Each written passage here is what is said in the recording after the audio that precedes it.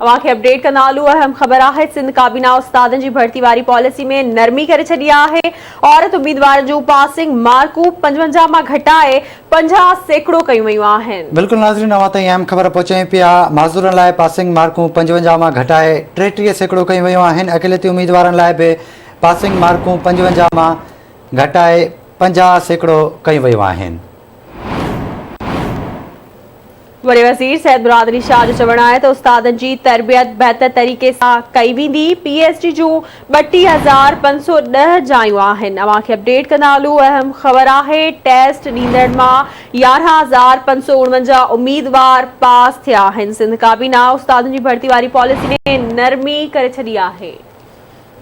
बिल्कुल नाज़रीन, अवां ताईं ख़बर शेयर कयूं। औरत उम्मीदवारनि जूं पासिंग मार्क्स 55 मां घटाए 55% कयूं वयूं आहिनि।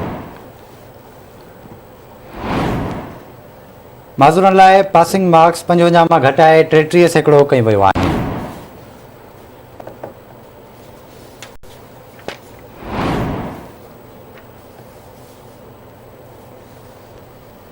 अपडेट कयूं पिया। सिंध काबीना उस्तादनि जी भर्ती वारे पॉलिसी में नरमी करे छॾी आहे। औरत उम्मीदवारनि जूं पासिंग मार्क्स 55 मां घटाए 50% कयूं वयूं आहिनि। माज़ूरनि लाइ पासिंग मार्क्स 55 मां घटाए 33% कयूं वयूं आहिनि।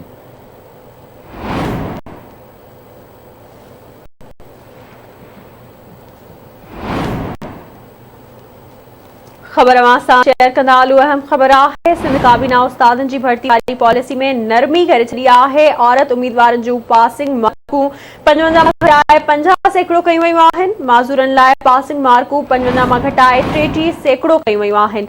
अक़िलती उम्मीदवारनि लाइ बि पासिंग मार्कूं 55 मां घटाए 50% कयूं वयूं आहिनि। वॾे वज़ीर सैद मुराद शाह जो चवणु आहे त उस्तादनि जी तरबियत बहितर तरीक़े सां कई वेंदी।